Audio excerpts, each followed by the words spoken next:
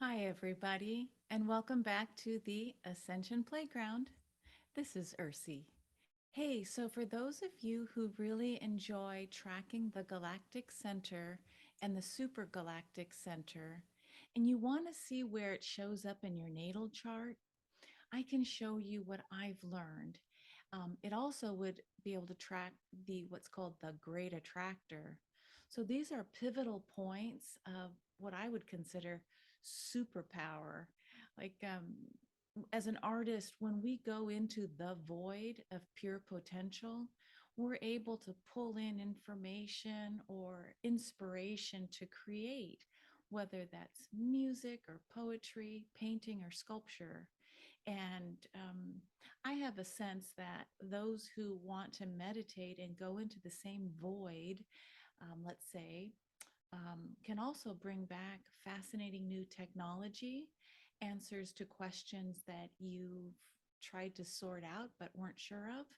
So, if you're interested in seeing where it is in your natal chart, for me, this helps give a certain sense of proof to go deeper here. Okay, so without further ado, I'm going to share my screen and I'm going to what's called astro.com. So you can see up here it says astro.com. Another word for this site is Astrodienst.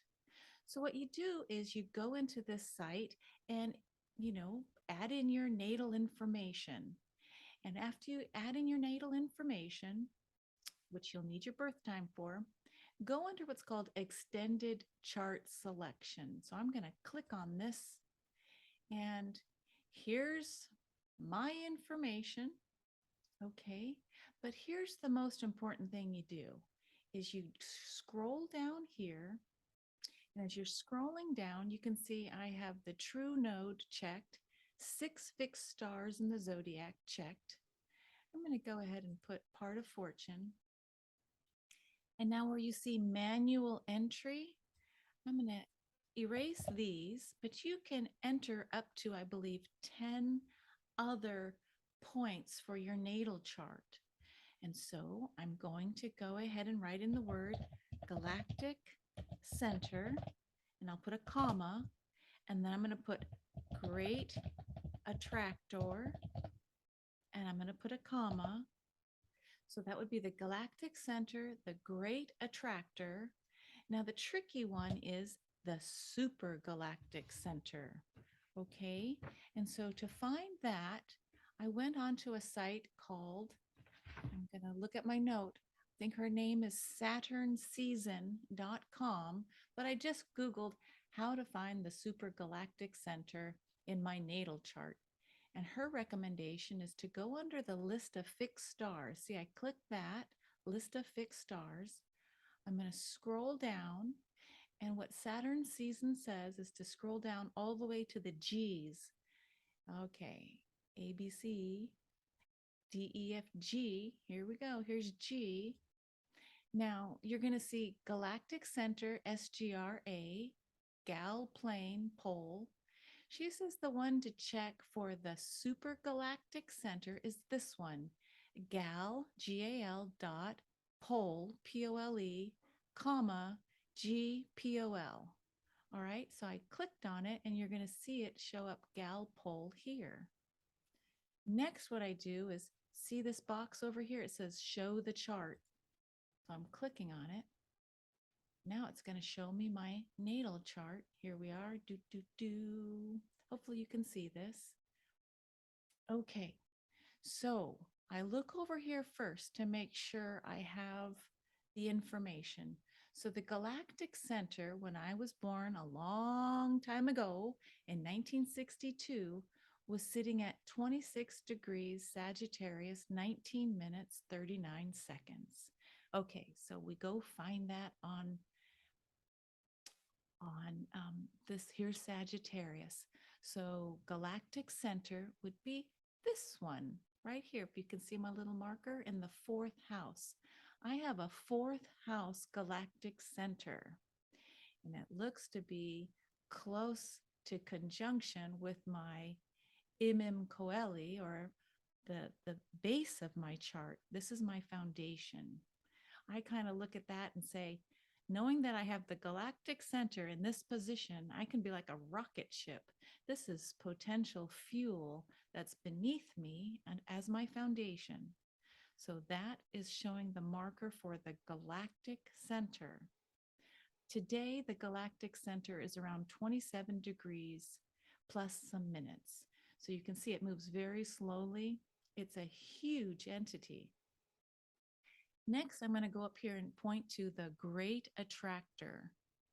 When I was born back in 62, the Great Attractor was sitting at 13 degrees Sagittarius, 25 minutes.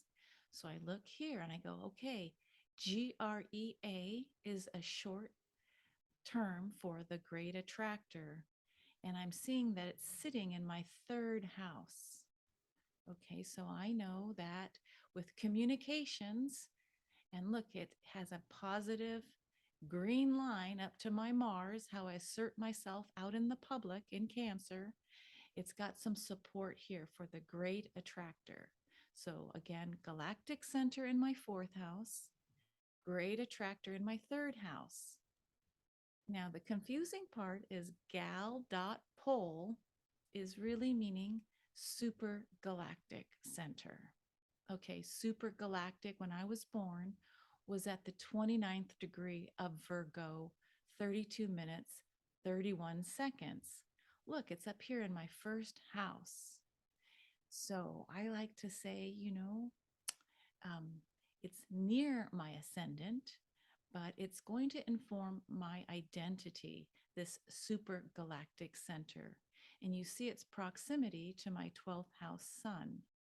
Okay, so it's showing up as GAL dot. That's how I know it's the super galactic. All right, I hope that wasn't too difficult. Let me go back. If you want to add other things, I'm going to hit chart selection. See this green box up here?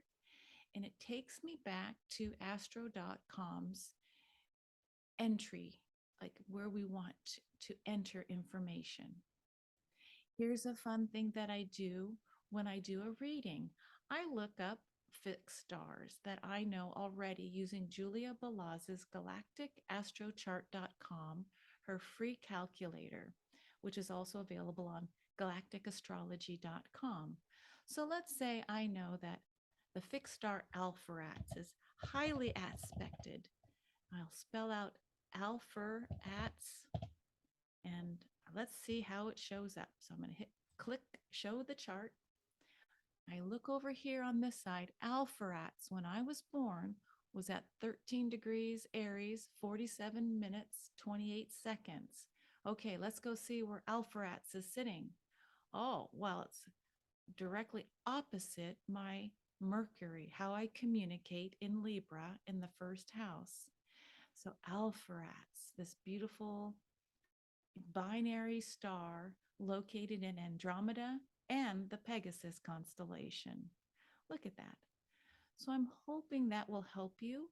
Now, there's one last little fun thing. If you're new to astrology, there's something called transits. So if I want to see where all this information is sitting on my chart today, this is my natal chart. You can see that big, beautiful blue trine. It's a water trine that I play with. Okay, there's probably a couple of them in there. But if I want to see what's transiting today, there's this plus sign here. It says with transits. Click on that and dun, da, da, da. I'm going to go ahead and increase the size for you to see. All right, so on the outer wheel in green are the transits for today, October 2nd, 2022. Well, you can see Alpheratz when I was born is here, and transiting Alpheratz hasn't moved very far, but I can see that transiting Chiron is going to come up to Alpheratz pretty soon. So I can just start seeing what's near what in my current transits for today. Let me just take a peek and see what's happening out here. Transiting Mercury is touching the supergalactic center. Ooh, so let me stop sharing for a minute. What does transiting Mercury conjunct the supergalactic center in my natal chart mean in house 1 of my identity? That's pretty exciting. I'm going to hold the thought that I can not only communicate with ease from this potent place of the supergalactic, but I also can, if I calm my mind down and tune into my heart, I can also channel and bring messages, downloads, insights through. So that's how the game works.